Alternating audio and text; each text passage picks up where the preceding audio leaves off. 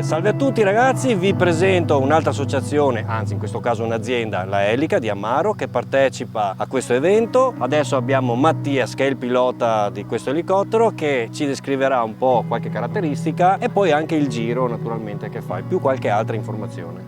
Innanzitutto grazie di averci dato l'opportunità di essere qui, siamo contenti. Come vedete io sono un friulano doc, vengo da Bolzano, comunque sono contento di trovarmi qua. Abbiamo un Ecurel, un elicottero monomotore 5 posti che può essere usato sia per lavoro aereo che per trasporto passeggeri. Oggi lo usiamo appunto per trasporto passeggeri, portiamo a vedere la città dall'alto, vi facciamo vedere anche la zona verso Amaro, facciamo vedere il tagliamento, in un breve volo che la maggior parte della gente ricorderà e porta a casa un'esperienza molto piacevole. Sì, sicuramente sarà molto emozionale, anche perché insomma volare non è una pratica comune, diremo, per i più. Esatto, non è una cosa di tutti i giorni e spesso e volentieri è la prima volta per tanta gente.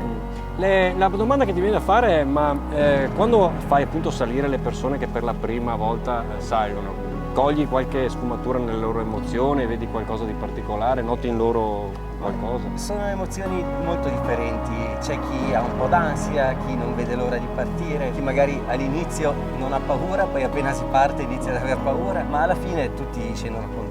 Gli dici qualcosa per sdrammatizzare un po' o... Fino adesso non è mai rimasto su nessuno, quindi non preoccupatevi.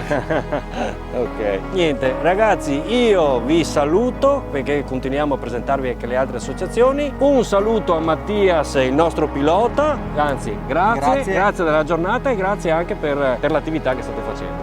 Grazie a voi. Grazie. Ragazzi, continuiamo a trovare anche le altre aziende.